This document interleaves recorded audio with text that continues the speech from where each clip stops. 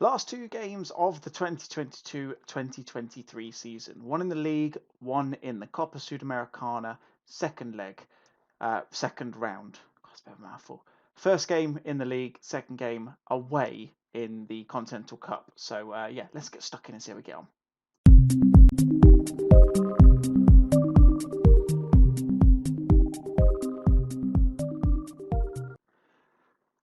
Hello guys, David here and welcome back to episode number 34 of Going Into Continental here with Newell's old boys in sunny Argentina.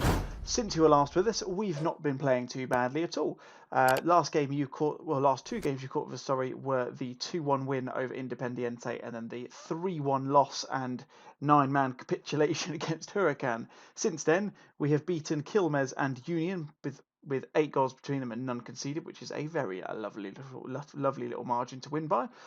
We drew against San Lorenzo, which was really annoying because we went up really early, got a last minute equaliser, a very late equaliser, and as you may be able to see, Ricardo Graça missed a penalty, which for some reason doesn't tell you on the screen, but it was in the 94th minute. I knew it was going to happen because the highlight consisted of someone being fouled, the referee doing his trademark little trot over to the tiny little screen on the corner on the edge of the pitch near the halfway line. He then came back on, and I knew it wasn't going to go in because Graça was actually highlighted running to get the ball and then brought it back to the spot. So I knew at that stage it wasn't going to go in because why would it? It's Football Manager. That's not going to happen. And then we finished off the offline games with a win at home against Atletico Paranaense. I think it's how you say it. In the Copa Sudamericana second round first leg. We were at home, as you can see. Aguirre with the goal there. It was a lovely goal, actually. He's been doing quite a few of these. Cuts in, hits it across the goal and gets it into the bottom right-hand corner. So very nice finish indeed. We do come back for the second leg in just a few days' time. So as a result, we are playing a slightly rotated team against Argentinos Juniors because as far as we're concerned, we're finishing 12th or 13th. In fact, we're finishing 12th. There's not going to be an 8-goal swing between us and Huracan. I just can't see that happening. So we are finishing 12th, but it would be nice to win and get a little bit closer to Argentinos Juniors. It's not been the best of seasons, we'll all agree, but let's just move on from it and hopefully try and do a bit better next time out. Team for this one then, as I say, bereft of changes. Bereft, that's the wrong word. Full of changes. Bereft is when there's nothing. And is, as you can see now, still tried to go for some players of fitness, and we've kept the standard kind of the normal players in the team as well. As you can see, a nice sea of green there in the last 5 games from most of the players, which is lovely. Limisan's going to start in goal. Ferroni, Ricardo Graça, Machuca and Andriozzi at the back 4. I can't really change too much of this because I wanted to keep them fairly similar where I can. Belmonte and Rodriguez, the centre midfield pairing with Barotha, Bottlemore and Benitez supporting Nazareno Funes up top, who is deputising for Sebastian Ceballos, who has had a very, very good run of form recently, which is what you like to see. Hopefully we can get Funes with his first goal in Newell's colours because he has played 3 substitute appearances for us this season, none of which have resulted in a goal. Hopefully that will change today. Like I say, this is a dead rubber, let's be completely honest. I'm going to give them a kick up the backside and let's get into it. And let's sort this out as well because I can't see a thing. Right then, let's do this. Last game of the season in the league, 40th game. Say a disappointing run. If we'd have beaten San Lorenzo, we might have had a chance of finishing in 11th, but it's not meant to be. We have managed to boost up the goal difference quite nicely, which is good. Obviously with the 5 and the 3-0 wins against Quilmes and Union, which is always nice. I think it was Union, but yeah, let's face it. Throughout the season, it's just been a bit disappointing. It is the honest answer. Tucumán, they're still not actually mathematically down, but Defensa and Union are both relegated. There's no more average points madness that we had a few seasons before. Ferroni on the ball now, tries to get a ball in, doesn't manage to quite get it. Tries to manage to drop to Barotha though. Where's he going to go with it? Gets it to Belmonte. Out to Andriozzi. Nice little pass there. Is he going to get past his man? Puts the ball into the back post. Barotha heads the ball, but it goes over the crossbar. It's a good chance. but not one that has been converted. As you can see there, too many defeats, which is in fact a record for us. 15 is the most defeats we've had or in English, most defeats we've had in all seasons that we've played with the club so far. Somehow we're still in the job though, probably because we've had quite a few wins as well. It's been one of those. As you can see, we've only had 9 draws, which is not a low amount, but in 40 games, I suppose it is because it's less than a percentage of it. Don't do maths. But yeah, it's been an interesting season. Obviously, a lot of them we've just lost to teams that we really shouldn't have lost against. I'm looking at the teams like Aldosivi. I'm looking at the defence. Well, no, we beat Defensor, I think. I'm looking at the likes of the Quilmes games, the why can't I think of any names? The Sarmiento games, the Lanús games, the Huracan game, like all of those we really should have been winning, and we haven't, and therefore, as a result, if you scroll to the top of the league, you can't even see us. That title challenge is looking very interesting. Both on the same point, separated by goal difference. I think I saw there between Boca and someone, so you have to keep an eye on that. Anyway, Bomonti out to Barotha, back to that man who plays it out to Ferroni in a bit of space, who's presumably going to try and get past his man. He doesn't, because it's Barotha who's going to try the same. He doesn't do it either and loses it. And there is a chance now for Argentinos Juniors to counter, which they are starting to do slowly but surely. But I don't think you can really call it a counter now, although it nearly works because still forces Limasan into a save. Not the most interesting of games, I have to admit. I think Barotha's going to come off in a minute because he's not been playing too well. In fact, that time is now. Has struggled to round his man. And we're going to bring on Brian Aguirre. Oh, trusty Brian, who, as we know, is here for the long haul. And most importantly, has no possibility of leaving on a cheap deal because of any release clauses that he has, which I'm very pleased about. As it's Independiente and Boca who are against each other. Boca against Lanús, Independiente are winning. So realistically, a Lanús victory is the only way that Independiente can finish top of the league. And that away to Boca Juniors seems like something that probably isn't going to happen. And a win here for us doesn't look like it's going to happen either because we are 1-0 down to Argentinos Juniors.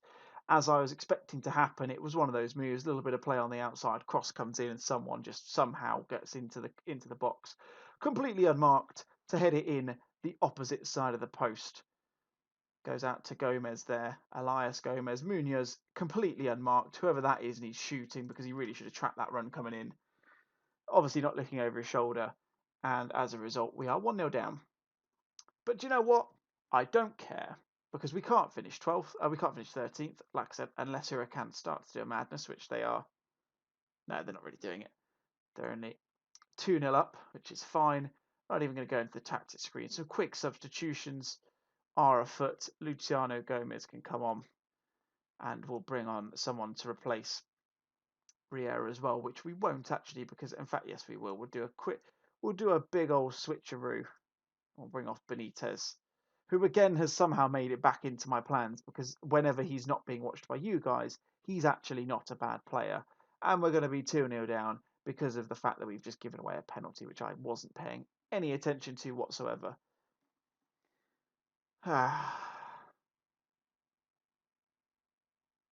Just give it. Come on. What are we waiting for? Jesus. There we go. We knew it was going to be a penalty. See, this is where it's different. This is going to go in now because I know because they've not watched him run to get the ball. So this is going in. There you go. Told you. 2-0. Game over. I don't even know why I'm asking for anything from the boys.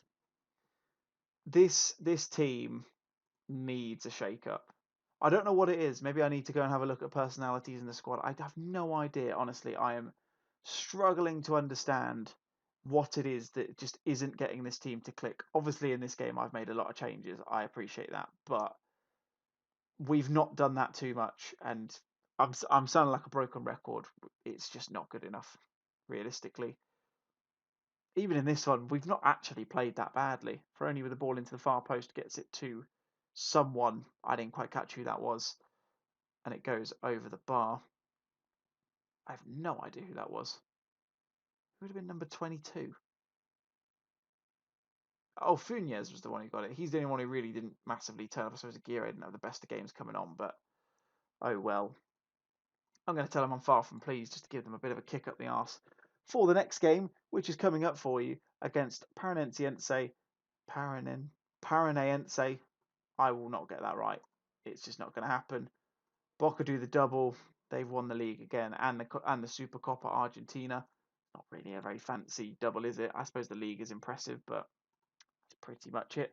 Maybe their manager, who's their manager? Maybe Juan Carlos Osorio will disappear off to someone else, and we can then take his place. Who knows? But anyway, let's swiftly move on and go to the game against Paranaense. I'll get it eventually.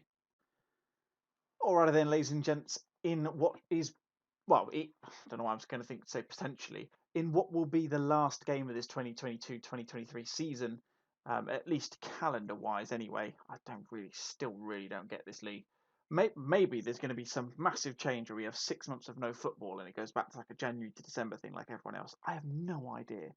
Um, but for the last game of this season against Atletico Paranaense, yes, we are fielding the following team. It's going to be Minetti in goal, Ferroni, Graffa, Machuca and Nadalan, all but pretty much confirming that Kano probably will not be with the squad next season. I am scouting a very tidy looking Argentinian left back who I will look to replace him with, who is a lot cheaper and better.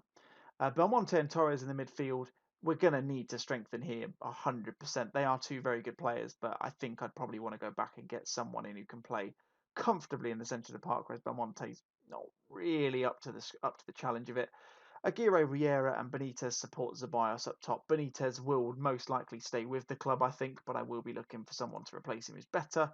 And yeah, I mean, just generally we need to inject a little bit more, I wouldn't say quality, but probably correctly recruit in the summer with the believed £5.3 million that I have to spend.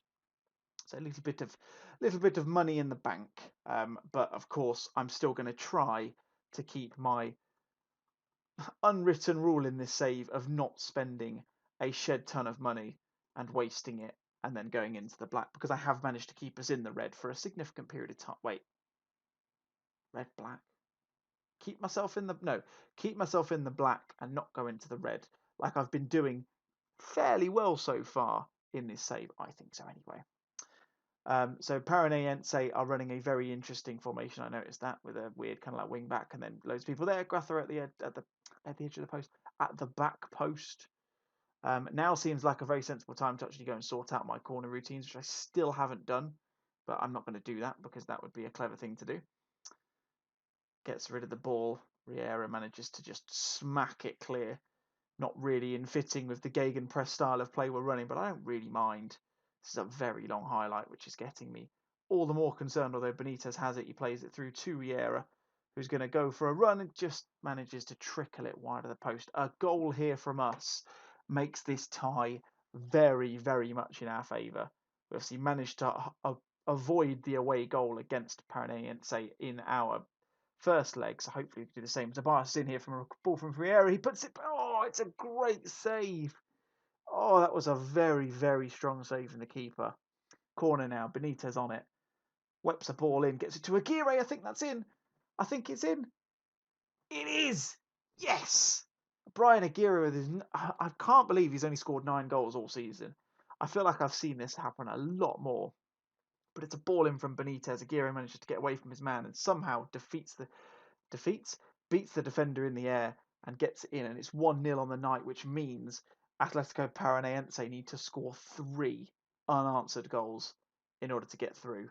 We are in the driving seat, boys and girls, and I'm very happy. This is putting a much more positive spin on what it can only be described as an underwhelming season. And if we can get through this against 2, by my standards, very decent Brazilian teams, I'm going to be quite the happy bunny, and very much looking forward to potentially the 3rd round draw, which happens in a couple of days' time, which if we get through, you will see in this episode, so you can know exactly who we're playing at the end of the transfer special episode, I guess. That will be tomorrow's episode. Might not be tomorrow, I can't remember. Don't let that happen. Complacency cannot creep in at this stage. If we concede 3 now, another goal would be very, very nice, and it would mean that they would have to then score 4 unanswered goals in 45 minutes, which we're more than capable of conceding. Just depends on whether they're capable of scoring. But if we have a very boring game, very, very boring 45 minutes of no highlights, I'm going to be okay with that. This is okay so far. Torres is injured, not quite okay. Rodriguez is going to have to come on to fill that void, and he can do that. He can do that without any huge issues, which is fine. So we can put him on. There we go. Right then, Ferroni, Belmonte, they're playing it between them very nicely. Belmonte on the ball now. That's an interesting pass. Not quite sure what went through his head there. So, what's the word? Lazy pass. Ceballos is in though. No, side netting. Wasn't really the best of angles he could have hoped for, to be honest. I'm going to wait and demand more from the boys at the next time I've asked him. Just to ensure they don't switch off. It's not really done anything, to be honest. Minetti's focused, Machuca is pressured. I still haven't quite decided if I'm going to try and extend Machuca's loan. We're not going to get him in on a permanent transfer because he's just too expensive. It does make me wander back to the time when I was looking at Damien Fernandez and thinking he's going to be our starting centre half next season, and he's just kind of dropped out, to be honest with you. Let's make some changes. Ceballos isn't having the best of games, so let's bring on Varela, who is slowly coming back to fitness. I appreciate he's probably a bit too tired to play, but I'd like to give him a bit of a run out anyway, because he is still my starting striker, even though Ceballos is giving me a lot to think about. Not in this game. And we'll leave it like that for now. Obviously, there is no chance of extra time, so it is play to the whistle, and that's it. But we do. Did I press? Yeah, I did press play. There we go. It's a highlight. Nadalan with a throw to Riera. Interesting. Riera's very, very deep there. Very odd to see. Picks it up again. He's been playing the playmaker role very nicely, giving Yago Pikachu. What an amazing name that is. Robson Bamboo, Luan Patrick. There's a lot of odd names here. Goes to Marcelo, who takes a chance, and it goes well wide of the mark. No issues there. We've managed to bring 2,500 fans with us, which is fantastic to see. Riera's now on the ball from the free kick. Plays in Varela, who's going to try and round his man and take a shot. Potentially, he doesn't. Oh, I personally thought he got fouled there. Either that or he just lost control of the ball, which was a bit weird. Last change. I'm not going to go into the screen and do it. Ferroni's going to come off. Bring Kano on for a goodbye game, I suppose. And that will be all she wrote. Because, again, let's hope that Paranaense are not going to score 3 goals in the next, well, less than 3 minutes, really, let's face it. It is a highlight. Pikachu with the I can't go over that name. It's gone wide from Robson Bamboo. No real issues there. I think that is pretty much all she wrote. It's going to be another highlight, though, which doesn't hugely concern me. Like I say, we're through. There's no issues here. They can score if they want, but they're not going. This isn't going to change the course of the game. It doesn't matter anyway because he smacked it wide of the post. We've not really played that well, but we scored when it mattered, and that was it. Any other big results that I can see? Oh, they've disappeared. But we're through. It's been a consummate display from the back four, which I'm very, very pleased with, which is not something I will typically say. We were underdogs coming into this game as well, even though we were 1-0 up, which just makes the victory all the more satisfying. We're through to the third round. We have met expectations, which means we should be very much capable of keeping our job. Lautaro Torres out for the next 2 to 3 weeks to pull calf muscle. That's not ideal, but hopefully doesn't impact us next season. Why have I gone in to do this? Come on, let's just get that out of the way. We've won some money, and yeah, let's fast forward to the draw and let's see who we're going to get in the third round. Alrighty then, draw for the third round of the Copa CONMEBOL Copa bloody hell Sudamericana third round is made today. We are not on any of these. Obviously, it's Racing Club and Vélez, and then 2 other teams. I've been a bit of a naughty boy. I didn't realise that all the awards were going to come through just after that last game. It kind of makes sense. We played our last game. They will be in the next episode. Obviously, the season review transfer special sort of dealio, where we have to do some pretty big work. But yeah, let's go and have a look at the draw and let's see who we're going to play in this round. I'm pretty sure this is the last of the main rounds. I mean, yeah, we go to quarterfinal, semi-final, final after that. So let's go and see who we're going to play. We're not playing Argentinos Juniors or Bragantino, who I'm pretty sure have mauled the teams they've gone past. I would quite like, excuse me, an away get leg first. So let's see what we're going to get. I would have loved to have played whoever that is. Universidad CD della Pontificia Universidad Católica. Never saying that team's name again. We're seeing some big teams disappear though. Oh, okay. Juan Auric. Club Juan Auric, who are a Peruvian side whom I've never heard of before. They can't be that bad because they are through to the third round. They've beaten, who's this? Montevideo Wanderers Football Club and Club Bolivar, who I'm pretty sure we've sold someone to before. Was it Faccioli? Let's go and have a look. It was Faccioli! How the hell did I remember that? Club Bolivar. But they're not in it anymore, so who cares? So we are playing against these guys. 3-star team. That's all I really know. What are we? I don't even know what we are. Are we a 3.5-star team? I want to say we're a 3.5-star team. I'm pretty sure that's the case. I'm sure we have at least a continental reputation anyway. Let's have a looky-see here. There we go. Oh, we're a 3-star team, same as them, but we are a continental reputation side who, yeah, hopefully we'll be getting a result against them. Do we have when we're playing them next? I know it's not this season. It's going to next season's game. Oh, yes, I remember now. Yeah, we played them pretty much straight after the game against in the Copa Argentina 6 rounds. So that'll be the end of this episode. We will come back in literally 30 seconds game time because I'm just literally going to stop recording on to the next one anyway. And we'll do the season review / transfer special, if you want to call it that. I can't remember when the transfer window opens. And that will run through probably up until the game against Juan, the first leg against Juan Aurich. And then we'll kind of just skim through that one because I'm probably going to throw the reserves out and it'll be a pretty boring game. We'll probably lose. So anyway, if you have enjoyed that one, guys, then make sure you hit that like button for me. That'd be very much appreciated. If you are new to this channel and this is the first video you've seen, then please make sure you hit that subscribe button and the bell notification so you're aware of all of the uploads for this series and the other videos that I've been doing. And as always, let me know your thoughts in the comments. That'd be very cool if you could do so as well. But anyway, guys, my name's been David. Thank you very much for watching, and I'll see you guys next time. Cheers.